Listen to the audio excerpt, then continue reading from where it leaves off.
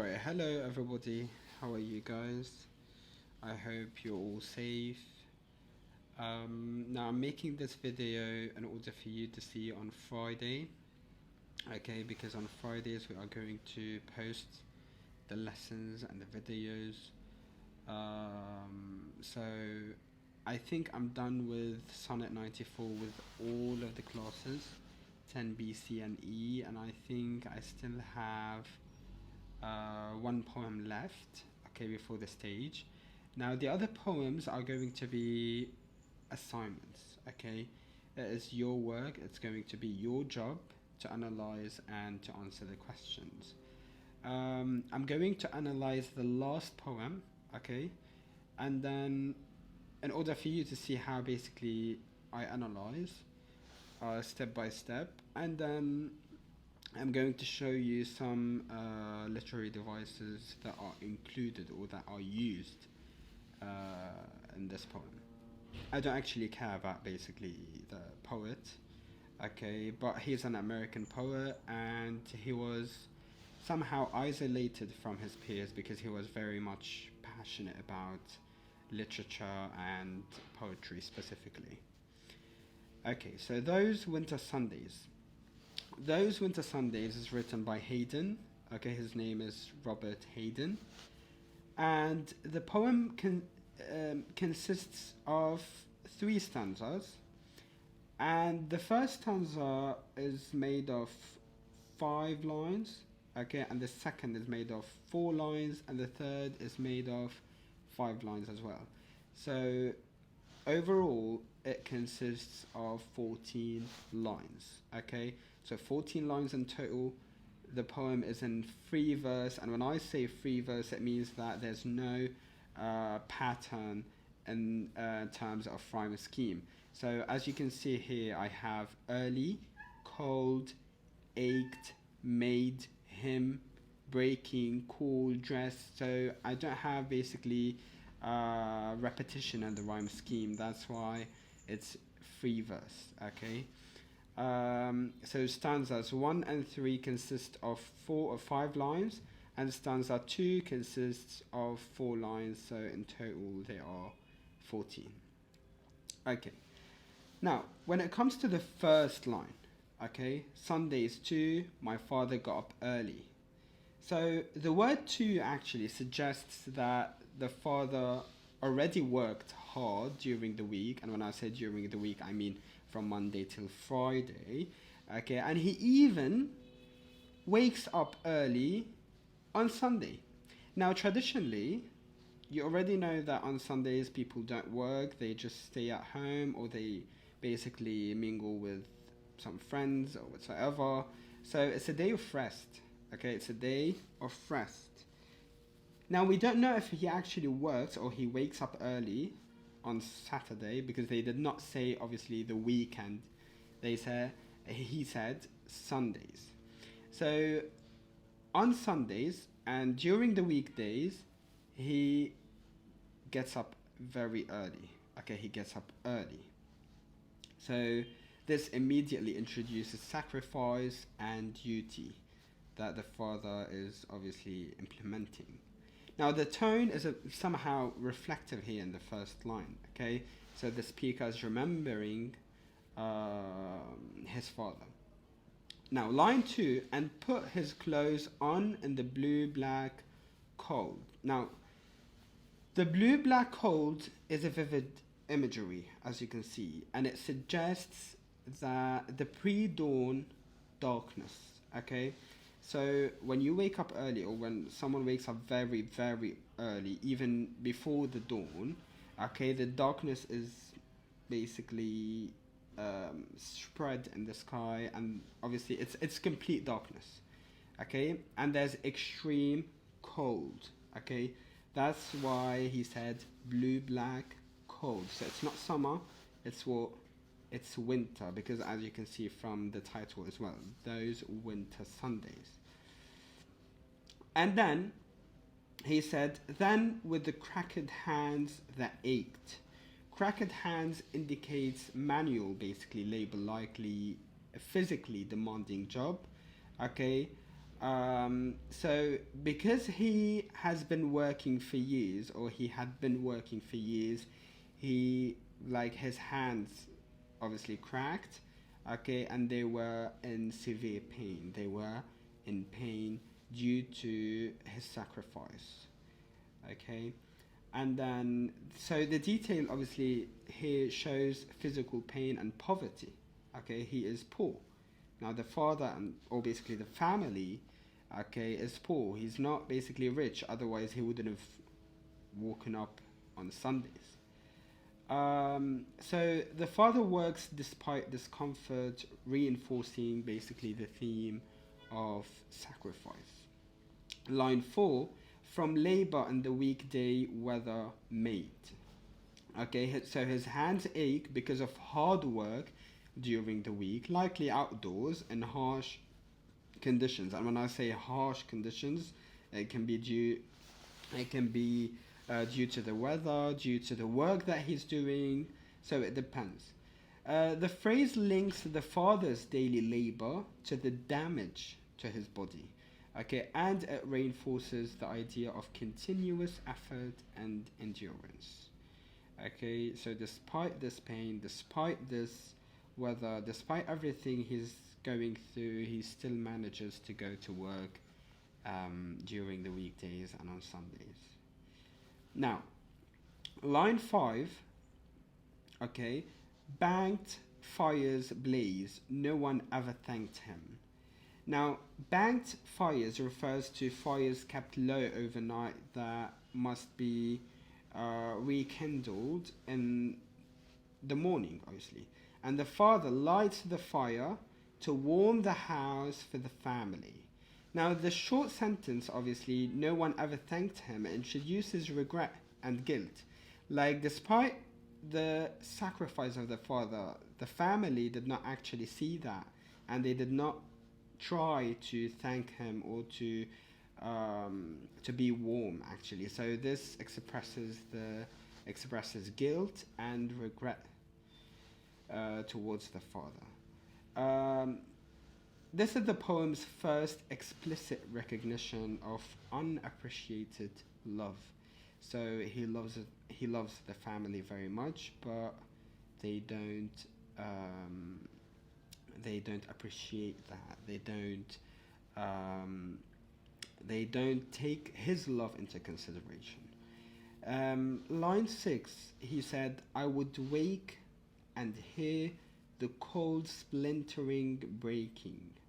Now the speaker remembers waking to the sound of the house warming.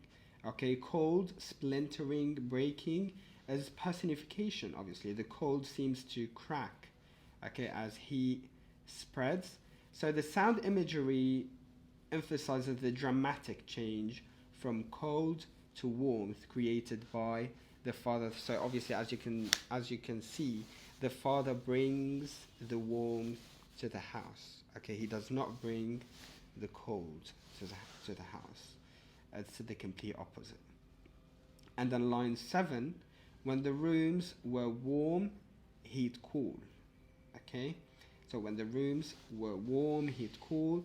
So the father here waits until the house is warm before waking the family. This shows his consideration and the quiet care. And the comma after cool, okay, creates a pause. It means that he's going to say something else, suggesting routine and domestic interaction. And slowly I would rise and dress. Okay, so the adverb slowly suggests the child's reluctance or laziness. Okay, the contrast highlights the father's discipline versus the child's comfort. Okay, so the child is comfort. He's very lazy. He warms, or he sorry, not warms. He dresses, or he gets dressed, okay, slowly.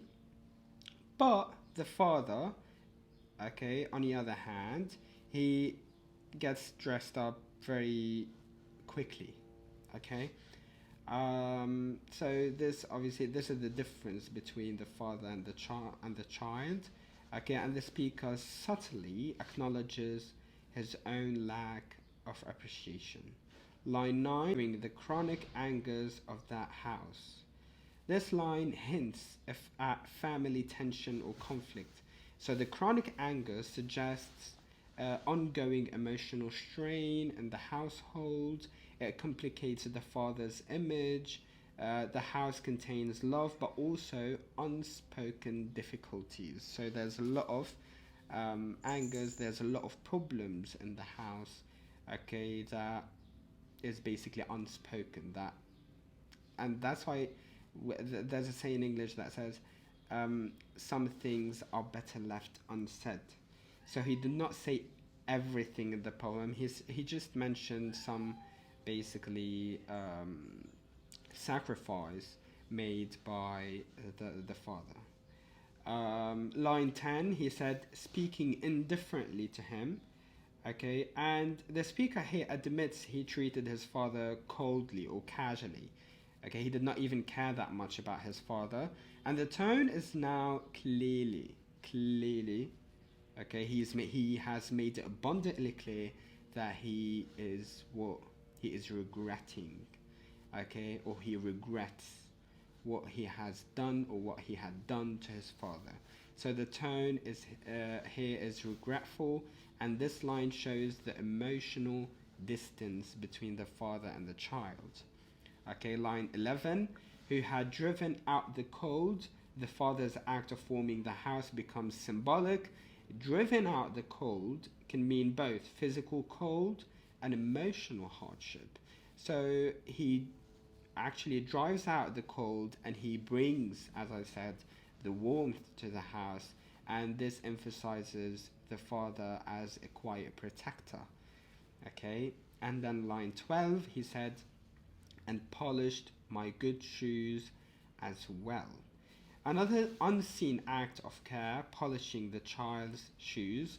The adjective good suggests basically the shoes are likely for a church or special occasions, okay? And it reinforces the father's attention to the child's well-being and dignity. So the father takes care about the dignity of the children, but the children do not take care of the dignity of the father, okay? So this is quite heartbreaking, to be honest. And then line 13, he said, what did I know? What did I know? The repetition here, okay, expresses deep regret and realization. So the speaker acknowledges his childhood ignorance, and this line marks a shift into reflective adulthood. So this also emphasizes or reinforces the feeling of regret. Okay, and then in line 14, he said, of love's austere and lonely offices. Offices means duties or responsibilities. The word offices, okay, means duties or responsibilities. The austere and lonely, okay, describes love expressed through hard work and sacrifice rather than affection. So, sorry. The poem ends with the realization that the father's love was quiet, disciplined, and unrecognized, or it was not appreciated at all. So, obviously, this is the analysis of the poem, and that's how you need to analyze, okay, for the stage later on. Now, as I said in the class, you are not going to analyze each and every line. You are going to analyze every stanza. Okay. Now, as you can see here, you can check all the analysis and the explanation with the literary devices. For example, here you have personification, driven out the cold. Okay. For example, here you have the theme of toxic family life. Okay, what do you have as well?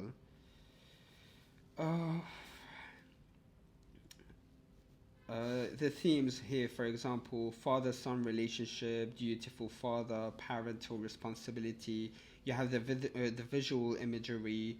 Now here you have weekday weather. Now you can consider it alliteration because we have WE twice. Okay, yeah, so this is obviously the analysis, guys. Whenever I analyze in the video, okay, make sure you write everything I say on your copybook, especially the analysis of each line. Okay, so when you go back to school, hopefully, okay, I need to see everything written um, on your copybooks. All right. Now, the themes obviously here: the fatherhood, the family, the father-son relationship, parental responsibility, maturity, the burdens of fatherhood. Okay, and the poetic devices like imagery, I've already spoken about that, alliteration, the repetition of initial consonant sounds. Example, for example, you have lots of examples as well. I don't want this one, okay, consonants. I want the metaphor. You have metaphor, figurative language, symbolism, and rhetorical question. Because here, um, where? Hang on a second. And the last two lines, you have a rhetorical question. Now, he did not mean actually. He doesn't want the answer. He already knows the answer, but he asked it in order to get the reader's attention, or to express how confused he is from the inside. So yeah, now what I'm going to do, for Friday, I'm going to post another poem, okay, written by Hayden. Hayden, this poet. I'm gonna post along with the video another poem, and you have to analyze the stanzas and not each line, like I did. Okay, and I'm gonna post it along with the video. Now I hope to see you obviously next week. Now I doubt it, but let's hope for a better future. And I'm a bit sick, that's why my sound is like that. What shall I say as well? Now, yeah, regarding basically the deadline of the assignment, it's going to be midnight. Okay, you won't have the entire weekend. You're already at home. I know the situation, but all the assignments of all the subjects will be, the deadline of the assignments will be midnight. Okay. Now, if you have a problem, if you have a special case, please make sure you tell me. You already know basically my email. Some of you already know my Instagram, so just send me messages. All right. So this video is going to be posted on Friday. I hope you have a nice weekend and see you next week. Thank you for watching, and don't forget to hit that subscribe button if you haven't already so you don't miss out on any future content.